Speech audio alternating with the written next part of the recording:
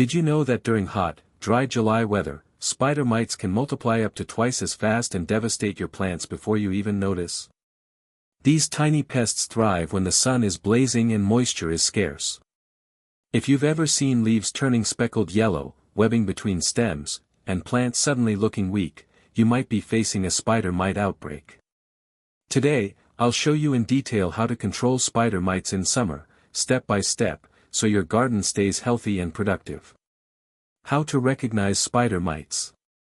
Spider mites are so small you often need a magnifying glass to see them clearly. Look under leaves, you'll notice fine, silky webbing, almost like spider threads. Leaves develop tiny white or yellow stippling because the mites pierce plant cells and suck out the contents. Over time, this feeding causes the foliage to turn bronze or gray, curl up, and eventually drop. One of the best habits you can develop is to inspect your plants at least twice a week during hot weather. Gently shake a leaf over a white sheet of paper. If tiny moving specks fall off, those are likely mites. Early detection saves you from losing an entire crop. Why spider mites explode in summer? Mites love heat and dryness. When humidity falls below 50% and daytime temperatures hover in the 80s and 90s Fahrenheit, their reproduction accelerates. A single female can lay dozens of eggs in a week. In dusty conditions or during drought stress, plants are weaker, making them an easy target. That's why irrigation and good air circulation are your best allies. Even your choice of plants matters. Tomatoes, beans, cucumbers, and roses are all common mite hosts. Tools and materials that make it easier. You don't need to buy expensive equipment, but having the right tools saves time and effort. Keep a good magnifier or hand lens ready. A pump sprayer allows you to cover leaf undersides thoroughly. Stock up on mild liquid soap, neem oil, horticultural oil, or a miticide labeled for food crops. A hose with a strong spray setting can knock mites off before they breed. Protective gear matters. Wear nitrile gloves, a lightweight long-sleeve shirt, and safety glasses when spraying. For chemicals, a simple respirator mask prevents inhaling mist. Natural control methods that really work. Start with water. A strong blast from your hose can dislodge mites. Do this in the morning so leaves dry quickly. Follow up with a spray of insecticidal soap. Mix 1 tablespoon of mild soap in 1 quart of water. Coat the undersides of leaves where mites feed. Repeat every 3 to 5 days until you see improvement. Garlic spray is another option. Blend 2 garlic bulbs with a quart of water, let it sit overnight, strain, and spray. Dandelion or nettle tea works similarly and adds trace minerals to your plants. Beneficial insects are your long-term friends. Ladybugs, lacewings, and predatory mites eat spider mites. Many garden suppliers sell them online. Release them in the evening, water the area beforehand, and avoid spraying soap or chemicals for several days so they thrive. Chemical control done safely. Sometimes infestations are severe, and natural methods aren't enough. That's when you turn to miticides. But be careful, many products labeled as insecticides won't affect mites.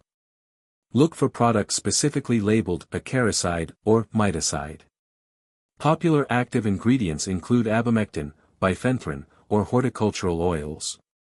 Apply in early morning or late evening to avoid leaf burn. Spray thoroughly, reaching the undersides of leaves and inner canopy. Rotate products every few weeks. Mites develop resistance quickly. Never exceed recommended dosage. More won't work better and may damage plants. Preventive measures to keep mites away. Healthy plants resist pests better. Water deeply and mulch beds to keep soil moisture steady. Stress from irregular watering makes plants vulnerable. Keep weeds and plant debris cleared. Spider mites overwinter on fallen leaves and then reappear in summer. Space your plants properly to improve airflow. Dense foliage traps heat and humidity, creating a haven for pests. Mist plants lightly during very dry spells. Mites hate humid environments. In greenhouses or enclosed patios, use a small humidifier to raise humidity levels. Rotate crops each year. Replanting the same hosts in the same spot lets mites build up in the soil and surrounding debris. Advanced tips for serious gardeners. Reflective mulches. Try silver-colored plastic mulch around susceptible crops like tomatoes and peppers. The reflected light confuses pests, including mites, and improves plant vigor. Companion planting. Interplant herbs like dill, cilantro, and basil, which attract predatory insects and improve biodiversity. Regular pruning. Thin dense foliage so treatments reach inner leaves and air moves freely. Remove and destroy infested leaves instead of composting them. Clean tools. Disinfect pruning shears and sprayers with a diluted bleach solution, 1 part bleach to 9 parts water, after working on infested plants. This prevents spreading mites to other areas. Extra hacks for busy gardeners. Keep a simple notebook or app to record when you notice mites and what you use to treat them. Over time, you'll see patterns, for example, outbreaks after a stretch of dry weather or right after a neighboring field is mowed. Consider planting a strip of flowers like marigolds or nasturtiums. They not only attract pollinators but also serve as trap crops, luring pests away from your main plants. If you grow indoors or in a greenhouse, quarantine new plants for at least a week and inspect them before adding them to your collection. Many mite infestations start with a single infested plant from a store. Signs of recovery and what to do next. After you've treated your plants, don't just walk away, monitor them closely over the next 2 weeks. New growth should appear greener and healthier, with no fresh webbing on new leaves. The speckling on older leaves won't disappear, but the damage will stop spreading. Continue spraying with mild soap or neem oil every 7 to 10 days as a preventive measure, even after mites seem gone. This breaks any remaining life cycle. Keep leaves clean by gently washing them with plain water once a week. Fertilize lightly with a balanced organic fertilizer to help plants recover from stress and push out fresh growth. And don't forget to clean and store your tools after each session. Staying organized and proactive is the best way to make sure spider mites don't return. Spider mites may be tiny, but they can wreak havoc fast.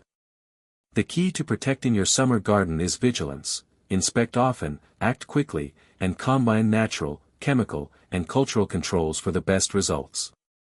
With these strategies, from regular water sprays and beneficial insects to careful use of miticides and smart prevention, your plants can stay lush, green, and productive even in the hottest months. Stay patient, stay consistent, and enjoy the reward of a thriving garden. Happy gardening!